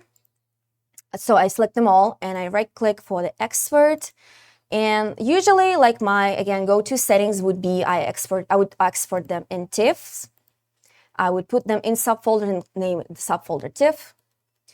And I would choose like Adobe, RGB, and 16-bit. But that would be like a perfect, scenario. If I like at home, I have my desktop computer, like I have a powerful computer at home. But because today I'm working from a laptop and it's not the most, it's an old laptop, it's not the most powerful. So for the sake of this presentation, I'm going to export them in JPEGs because TIFFs tend to be heavy and they, use a lot of computer resources and it's going to be slow. We don't want that. So just for the sake of this presentation, I'm going to export them in JPEGs. I choose sRGB like a standard FOAP color space sRGB. I'm going to put it in subfolder and call it JPEG. Make sure that it's not resized. I still want the original size. And I usually export in 300 pixels per inch. And I click export. And it's going to take a few seconds right here. There's like a process bar. Oh, I can see somebody said in chat, it's Nikon. Of course, it's sharp. Okay, almost done. Done. All right, so go back to my image browser. Here's my folder, JPEG. And here are my images. Okay, I'm going to close Lightroom now and go to the Photoshop. No, I'm not gonna back up for now. All right, okay, so here's my Photoshop. So I'm going to open this image in Photoshop by dragging and dropping. All right. So the first thing I always do when I edit, I do a layer copy because I want my editing to be non-destructive. So I always want to keep my, original image untouched. So I hit Control J for a layer copy. You can see right here in on the right at the layer panel. And the first thing that I would like to do, usually I go to liquify to do a little bit of shaping. Not that I need much, but maybe we can like fix some things here, just a few things. Maybe like, I don't know, give me a fuller hair. Use forward warp tool, so I just, kind of like a finger, and I just pull the pixels. Yeah, I mean, not much for the liquify filter here. Maybe like give the prop a more like sphere shape, but again, it's not necessarily we're gonna cover it with the blueberry on top anyway. Okay, but that's pretty much it. So usually I do liquify first. I do all the shaping because it's, I'm moving pixels. And then on top of that, I do any sorts of retouching. And for that, I either, again, create a layer copy or create a new empty layer by hitting this icon right here. So I create a new layer copy, not copy, sorry, like a new empty layer. And the first thing that I notice is this, cord from my microphone. I want to remove that. Obviously, we don't need that. And to do that, I'm going to use the remove tool. And I usually use it in auto mode. And because I'm working on the empty layer, I make sure that I have sample all layers checked. And what I do, let's uncheck the remove after each stroke. And when you use remove tool and you're removing things, make sure that you also select the shadow that the object that you're removing casts and any like reflections. Because if you keep the shadow, Photoshop will think that there needs to be something to cast that shadow. So it might create like generate something on top. We don't want that. We don't want the cord to be completely gone. Oh, and I have my touch on. I don't want that. Okay. So I'm going a little bit over my object as well, not just the shadow, but like a little bit over to give Photoshop some space. And I click OK. And Photoshop should automatically like analyze the image and generate new pixels on top of it to cover up my microphone. There you go, almost perfect. So I can still think, let me zoom in, still a few things here. So that's okay. I just paint over and click OK. And right here, you can see this is what I meant. There was probably some shadow from the microphone cord there. So I need to go over again. Someone's asking, why did you export the files from Lightroom instead of just opening them in Photoshop via Lightroom? I guess you could do that, but again, because normally my set contains like at least 100 images, and I like to export them all first and then do my selection. Like I do the color grading, I can see like how it, looks like with all the color grading applied to it. And then again, I'm like, oh, I didn't see that. I think I'm all dirty. Okay, while I'm answering, let me clean up myself. So I like to, again, maybe I export my images today and 2 days later, I decide to continue working on this image. So I go back and I do my selection and I open it in Photoshop. I don't know, I just feel like for me, it works better to kind of like separate all the steps from each other, because sometimes it might take me multiple days to edit the photo. Maybe I'll edit for 30 minutes today and for 30 minutes the next day. Just works for me this way. All right, it's much better. Okay, is this dirt on my screen or is it dirt on my, no, it's my screen. Okay, good idea to clean up your screen, because it happened to me before, like, oh, is this dirt or it's on the image? All right, what else? I think I want to remove my eye bags. Let's try the remove tool. Work its magic.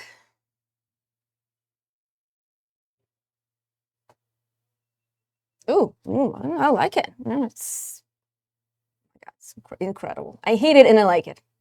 I'm wearing contacts, so my eyes is a little bit dry and red. And you can see like a little bit of contact thing here, so I want to remove that.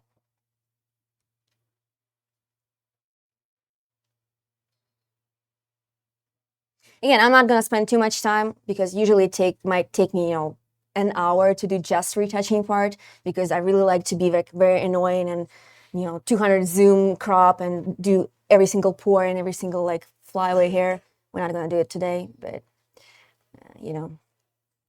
maybe like the shadow from my hair on the forehead, not cute.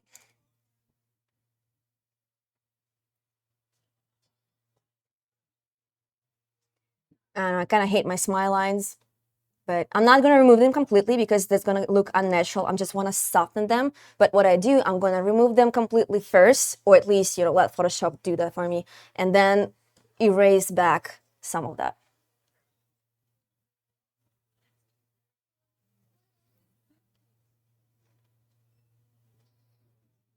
Well, actually, it did a pretty good job. Maybe brush back a little bit. I'm taking that razor tool with 50% opacity, slightly brush it back, and maybe try one more time real quick. I would also like spend some time and remove some of the flyaways, especially like here on my neck, to just like, tidy it up. But I'm not gonna do it today.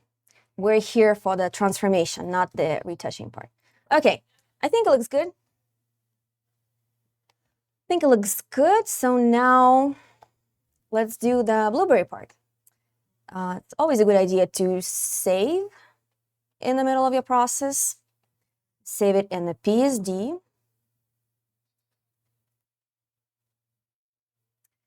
Okay, and now let me pull up my blueberries. I kind of like this one, like slightly rotated. Here it is. Okay, so I'm going to open this image in Photoshop. And because I don't need the whole image, I just need this, part of it. So I'm grabbing an elliptical marquee tool, selecting it slightly over the berry, and I will deal with it later. I'm taking the move tool, grabbing and dropping it onto my image. It's smaller, which is fine.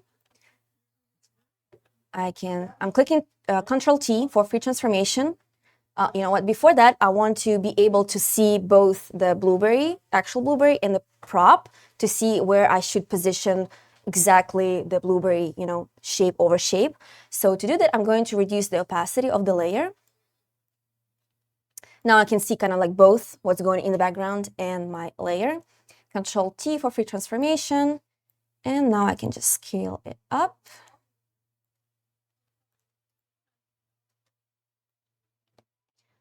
I can see that the prop was not a perfect sphere, I guess. So I pull it down to cover the prop completely. Okay. Now I'm going to bring back the opacity back to 100%. And that's actually a shortcut key to do that. So when I have any of my selection tools active, kind of like move tool, the marquee tool, or maybe lasso tool, so any of like the first group of selecting tools, and I hit a number on my keyboard, it changes the opacity of the layer. So right now, my layer is 45%. If I hit 3, it's going to change the opacity to 30%, 8 for 80, and 0 for 100. It's very convenient. So now I need to mask it. I need to remove all these like edges, right? We can't keep them, obviously. So instead of like erasing them, again, for the non-destructive editing, I'm going to use masks. So I'm going to kind of like cover. Mask is basically like a cover. I'm covering the layer. I'm not deleting any of the information. So to do that, I'm going to select my blueberry first, and I'm going to use the quick selection tool. Because it's pretty contrasted, like the berry is much darker than the background, plus it's a pretty simple shape. So the quick selection tool should work pretty fine. Right there, that's it. The only thing that I would do, I would go up here in the top panel to select and mask, to kind of like refine my selection a little bit, make it smoother. So right here, so Photoshop remembers the previous settings, automatically keeps them. So I've already used it before. That's why I have these settings not set to 0, but some, number. And I would choose like smooth and feather.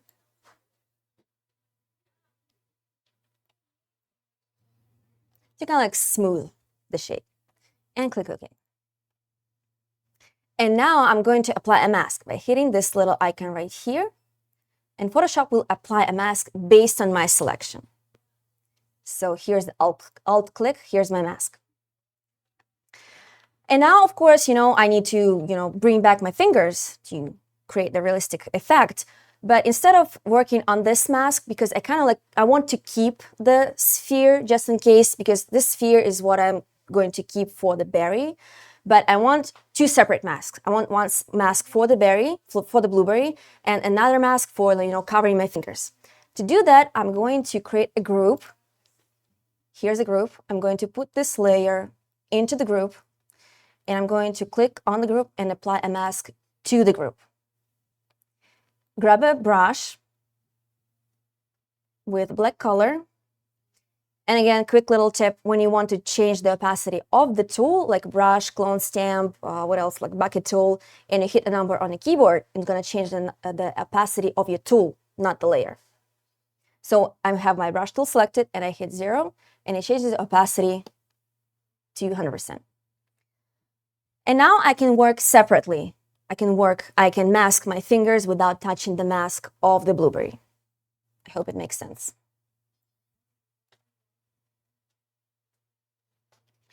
So I'm going to paint over, like very loosely, very roughly. like this. And now I don't have to worry about that sphere-shaped mask. I can just switch back to white color and just brush around my fingers. And I switch between colors by hitting letter X on my keyboard. See, like black and white right there. Switching between them. So I'm going to be switching between black and white constantly. If I went a little bit over, I'm switching to black. If I'm revealing my mask back around my fingers, I switch it to white.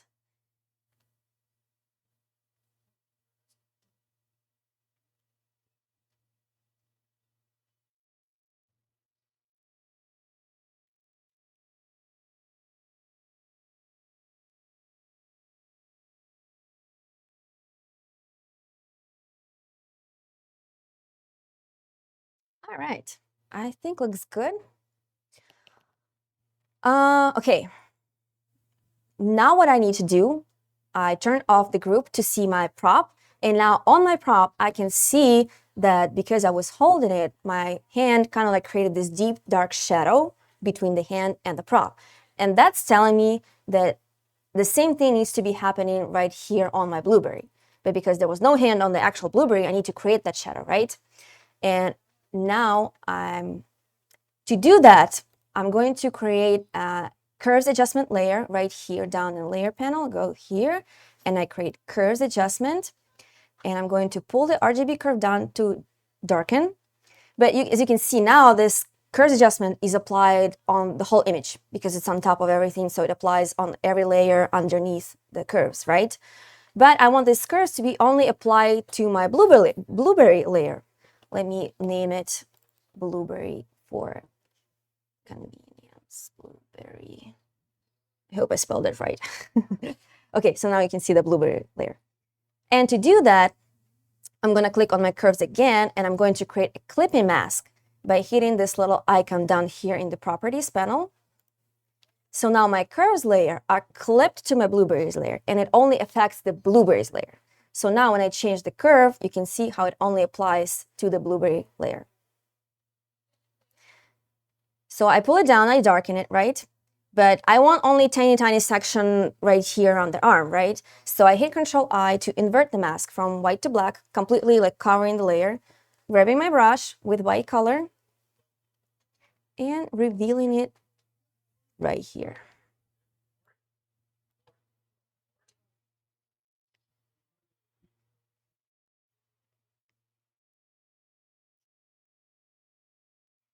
Okay, and because I have my curves as an adjustment, I can always, click it on and off and see maybe I can, darken it even further. And I feel like that's the case. I want it to be darker. And let's see. Can you see it? Looks much better, I think. More realistic. All right, what else? What else? One thing that I can see that we didn't cover, these kind of like wires completely, and that's fine. I go back to my empty layer where I was doing all the retouching, and I can either grab clone stamp tool and like simply cover this whole thing. We just need the background information. I can see that it's a little bit, I can see the brush kind of like smudge over there. So I'm taking healing brush and smoothing this transition a little bit. All right, I think looks good. And let me turn the group back on. All right, and I think looks good. Let me double check the mask. You can see like a little halo around the blueberry, like a little bright thing, which we do not want. So what I'm going to do, I'm going to click on the mask and I'm going to filter other, and it's either going to be maximum or minimum. I always forget which one is like expands and which one like shrinks. Let's try minimum.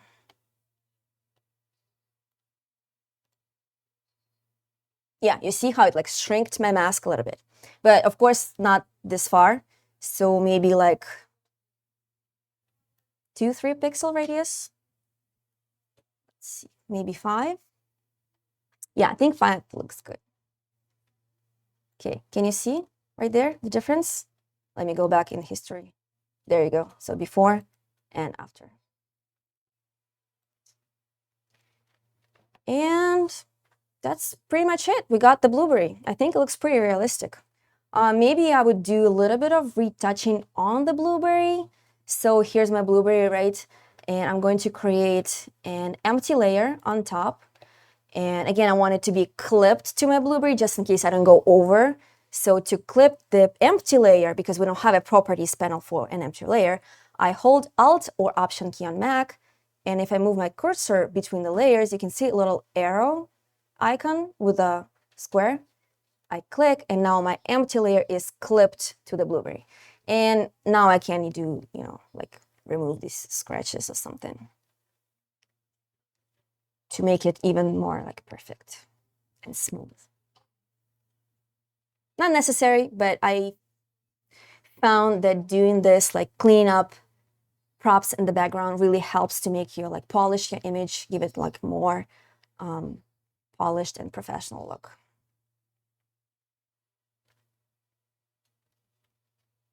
Something like this. I think looks better this way. All right, Control S to save. I think that's it. It's already 6:20. I mean, unless you guys want to stay till 7, I don't mind. Seth is like, no, I want to go home. All right, any questions? Yes. Quick question. Sure. The narrative thread. There seems to be something happening with your portfolio. Where does that come from? The story behind your images. So kind of like inspiration. Okay, so the question was where I get my inspiration from, kind of like the stories and good question. I'm inspired by different things. Like I mentioned before, I'm inspired by, traveling and landscapes and nature and, just go out, experience unique places out there in the world. That's one of my biggest source of inspirations. When I see a cool place, I instantly think of how I can use it as a setup, as a part of my concept. So let me pull up my website real quick. Another source of inspiration for me is cinematography and literature. As I mentioned before, Tim Burton was my, one of my favorite directors, and I have like one image is inspired by one of his cartoons, this one. Also like mythology, fairy tales, mythical creatures. I have a lot of images with like unicorns, mermaids, kind of like my own interpretations. I transform girls into like deer and, like creature animals. Like this one is deer. I have another one where she's like mama sheep, kind of like, because this is ram horns, this is male horns, but whatever, it's fantasy. It doesn't have to be true to life. But also I find that just experiencing art in any sort of form, any medium, really helps you kind of like build this inner library and catalog of different things that you can pull inspiration from. Because, let's be honest, every single artist is inspired by something else. We don't invent anything new. We just draw inspiration from here and there and interpret and transform it in our own way. So either you like go to gallery, go to an exhibition, experience their art, trying to analyze why you like it, why other people like it, what's good about it, what's kind of like drawing attention, what's about it. If you like cinematography, then watch, good movies. And then eventually, in time, you will build this kind of like inner library of different elements. And at one point, it just comes to you, if it makes sense. So now that I see, if I go, for example, to an arts and crafts store and I see a thing, for example, let me see this one. I went to an arts and crafts store and I see this giant like foam sphere that they use for floral arrangements. And then I saw a big chunky yellow yarn and I was like, I can create a ball of yarn and I can turn my subject into this like, kind of like symbolic seasonal creature that knits the fabric of fall out of the falling foliage type of concept. Did I answer the question? Yeah. All right. Yes. Come from a graphic design background and then got into photography, or did you find yourself getting into photography and then needing to start to learn the ins and outs of Photoshop because there's so many bells and whistles to it, to where like it seems like you're very confident exactly in what moves you're doing quick. Okay, so the question, I need to repeat it for the online audience. The question was that if I'm coming from the graphic design background, or did I start photography first? The question is no, I don't come from graphic design background, but I've been doing Photoshop for over 15 years now. And I was still in college and I was trying to figure out what to do with my life. And I was always like kind of like a creative person. I've been, a little bit good at with drawings and paintings. So I thought about becoming a graphic designer, maybe like a web designer or a graphic designer. So I started learning Photoshop before photography. It was maybe like a year before photography. I was learning like how to do, layers, like I did icons.